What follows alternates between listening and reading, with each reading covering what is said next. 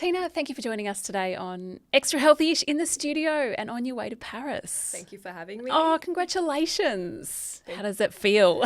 I think it's just a really exciting feeling. I think, I'm just really excited to be going to Paris. It's like less than 3 months to go. So I'm just excited to be going and representing my country, and I'm just really looking forward to it.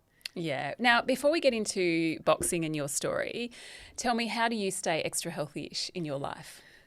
I think now, to be quite fair, and to be honest, I think I'm kind of forced to stay healthy. I'm considering I'm a high level athlete. So I think, we've got, we're in a sport where we have to be a weight division.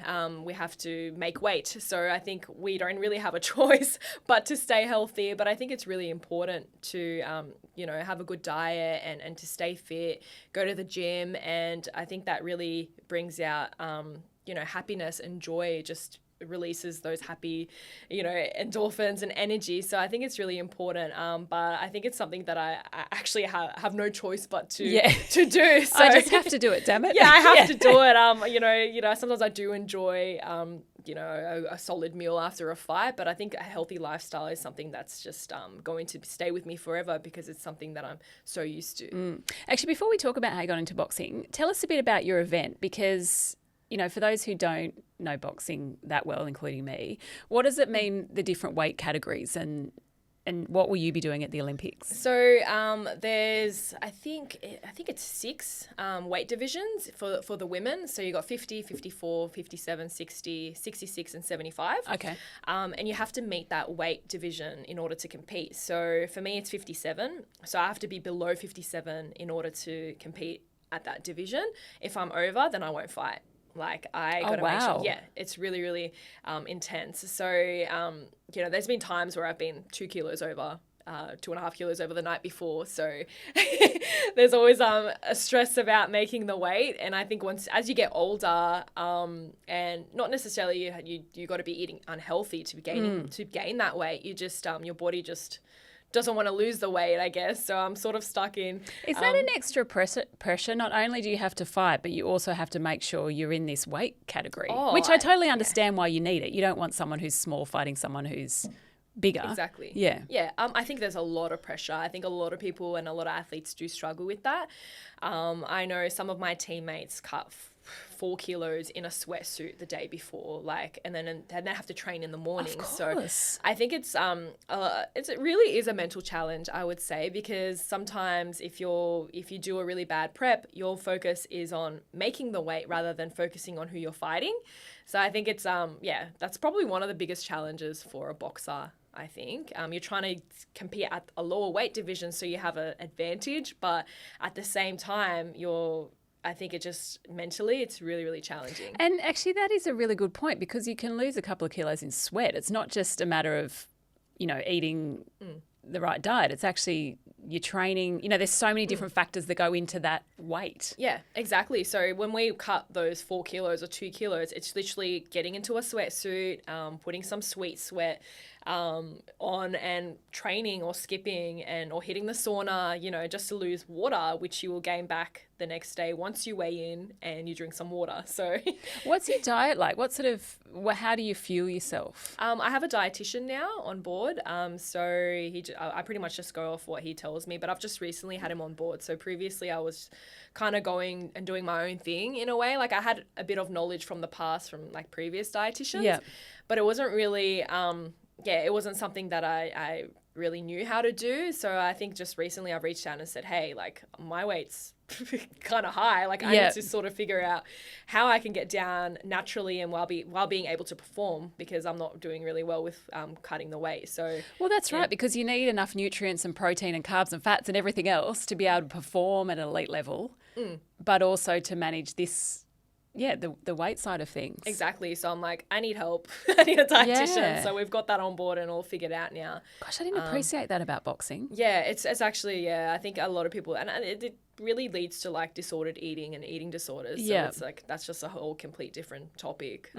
So it's quite challenging. Yeah. It's the hardest sport in the world for a reason, I would say. Yeah. Well, how did you get into it in the beginning? It was really just a random decision. Like I wanted to just start something to be in a team environment, within a group, and just kind of get motivated. You know, when you go to the gym and you just don't have that motivation. I was with my friend and we were training, but we just didn't know how to train. Like we were just lifting weights and we're like, okay, well maybe we need like a proper program. So I found out about these women's classes and we both joined. I convinced her to join with me. And then I just remember just loving the feeling and just figuring out how to perfect your technique, like, you know, how to throw a hook. And I was like getting frustrated that I wasn't good at it. And I think just from there, it just became like a learning curve, and I absolutely fell in love with the learning process. And then I just stuck to it and I figured that I was meant for it. Because this was, I mean, but was that 10 years ago that you first took it up, or how No, long ago did you? it was in end of 2017. Okay. Yeah. So 8 years now. 8 years. Yeah. Wow. Yeah.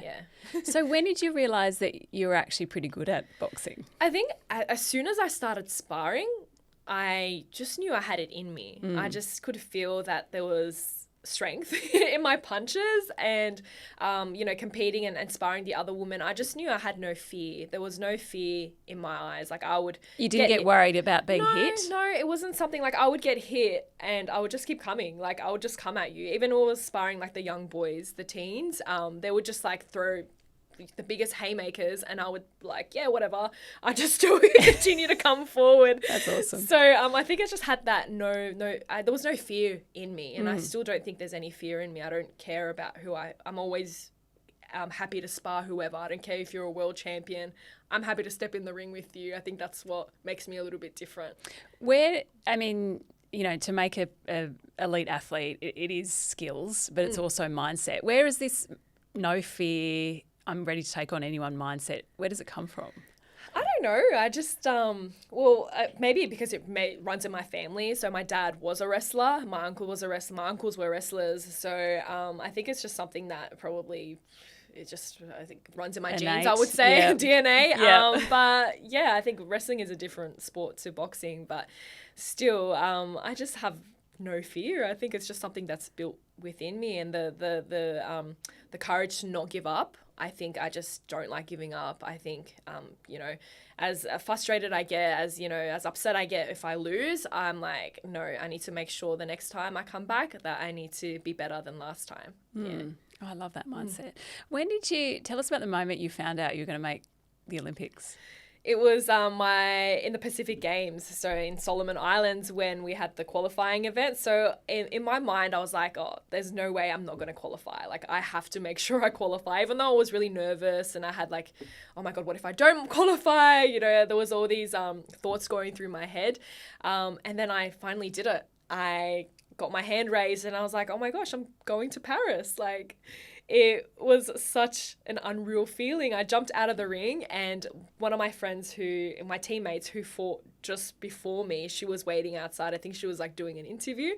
And then I seen her and we both seen each other and we ran up, and like there's actually a video of us caught on camera, and we're just hugging each other and we're jumping. We're like, oh my gosh, we're going to Paris. And it was just, we both so emotional, and I think it's just a moment that I'll always remember.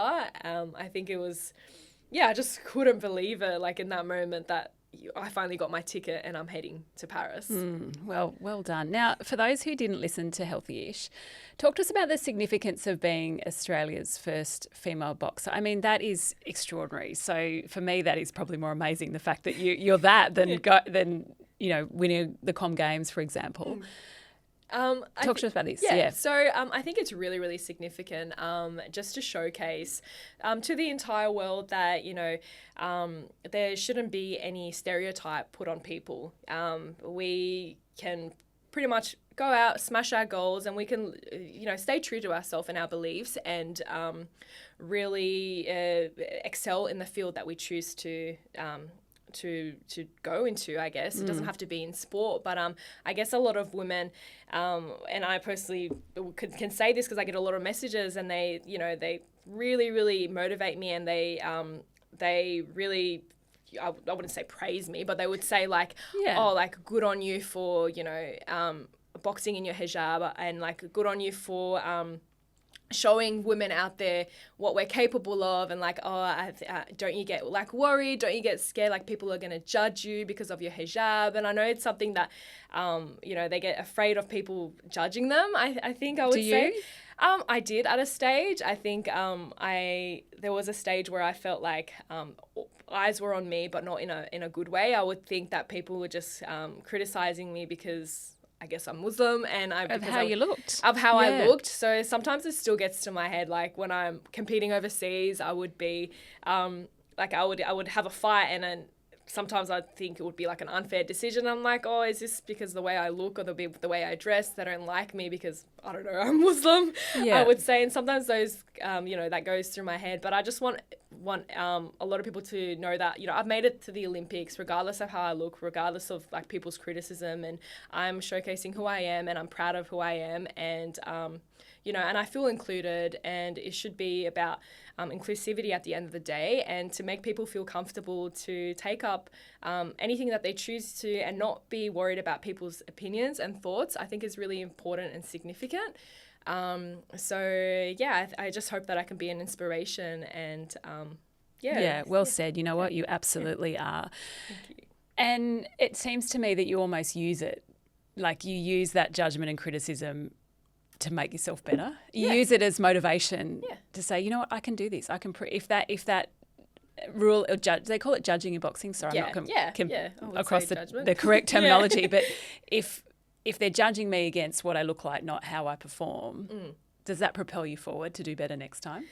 I guess so, but I guess it's a little bit different when you're in the ring, because it's like, I guess it's really biased, I would say, because it's like if you're judging a fight, it's about who you look at the end of the day. So I wouldn't say that's the reason why I had like some of my losses, but I would say sometimes it does get to my head to think, oh, are they basing the fight off, because they don't like me, because how I look? And I think that's just something of how I was before, I guess, just my mindset of how I would feel uncomfortable just with my hijab, and always thinking that people are looking at me. And I think this just goes back to like just experiences I've had in the past. I guess we're in a better world now, I hope. And people don't really look at how you look and dress, and that's what I'm just trying to make the world be like, I guess. It's just be about your performance at the end of the day. Well, you're going to be on the world stage, so you're going to... Does it get hot? I mean, I know brands are making hijabs in special fabrics to help, Muslim women exercise. Yeah. How do you cope? I think perhaps cope's not the right word. Like, how do you push through if you do? Do you feel hot? Oh, yeah. Yeah. Okay. Good. I think now it's just something that I'm used to. I think it's just something that I've been doing for quite some time. So I think if you were to wear what I'm wearing and do a training session, I don't think you could handle it. But because I've done it for many years, it's just something that it's just a normal feeling. And your body's probably, adjusted to it's adapted accordingly. To it. Because I remember at first when I did put it on and I was working, I would feel I would feel extremely hot. I was like, oh my gosh, it's summertime. Like, how am I going to cope with this? But I think the most that I felt it was in Solomon Islands, because there was no air conditioning at all. Like, even at our accommodation, we had no air conditioning. So it was probably one of the most interesting experiences. Like, I've never showered in cold water. And I was showering in cold water. As soon as you come out, you're sweating straight away. It was insane. And the worst part about it was I had to, didn't have my own bathroom. So our accommodation was in classrooms.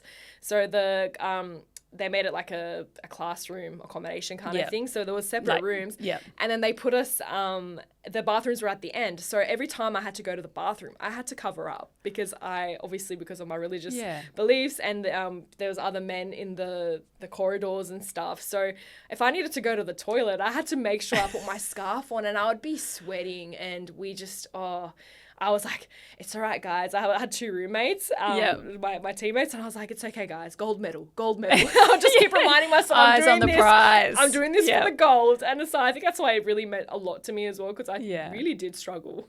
Yeah, wow, that would have been so hot. Yeah, been tough. How did you get through? What, you just had the eyes on the prize? Well, it was funny because before we left, they're like, oh, make sure everyone buys fans, like little mini portable fans, because you're going to need it. And I was like, nah, I'll be fine. Like, I'm used to it by now. I didn't think it was going to be that hot.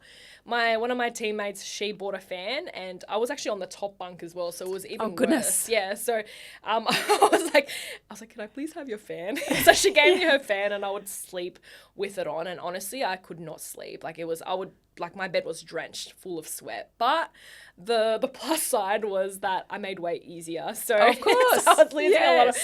You just lost your appetite. You had no appetite and you were sweating. So I was like, okay, so this is like the plus side. I think it was pretty good. I don't appreciate what athletes have to go through. I mean, you know, you talk about sleep being so important before the day of performance, but often you're in dormitories and you're struggling, you know, and especially with you, you've got the extra challenges of covering yourself up before you go to the bathroom. I mean, these are all extra things that you have to deal with before you perform. Yeah. I think it becomes hard, but like I said, eyes on the prize. Yeah, eyes on the prize. I think that's what it becomes about. Now, you're a makeup artist by trade and a boxer. There's a lovely irony to this. How does that work? I guess like here we go. I think a lot of people like look at me and like what's a boxer supposed to look like though? Do you know what I mean? Exactly. Like that's what people say, like, oh, you're a boxer. I remember when I had my first fight, they did like a little interview with me after, and they're like, what do you do? I'm like, oh, I'm a makeup artist. And I just remember the crowd laughing. And I was kind of embarrassed to tell everyone, because when you look at when you think how a boxer should look is just someone who's masculine, someone you know, who wants to like punch on and like take hits to the head. But it's not about that. I guess a boxer can look like anything, and we all have our feminine and our masculine traits, I would say. And yeah, I guess and hey, you'd be better for covering up the bruises, right? Yeah, definitely. I remember I got a bruise. I've had multiple bruises before, and I've just covered it so beautifully that no one could be able to tell. So yeah, I love I it. think that's the plus side. Yeah. Now, just before we go, I mean, you are a game changer in terms of, particularly for many women out there, not just in sport, but in you know, you can take your inspiration into many areas, particularly in your sport. What would you like to see it look like in the future? I think just in sport in general, I would just like to see more women participating and just not really worrying about other people's judgment, and just, I guess, getting fit and staying healthy. I think the most important way to do it is to be in a team sport. Like, you meet so many lovely people and so many people who can encourage you, and you just, I think it's really important to have that support around you as well. But yeah, I think just don't worry about what people think, and just go and smash your goals and participate in whatever you want to do. And yeah, just, go for it. Yeah, go for it. Yeah, I would say, yeah. Well, Tina, all the best in Paris. We'll be watching, we'll be cheering, and thank you for coming on Extra Healthy. Thank you so much for having me.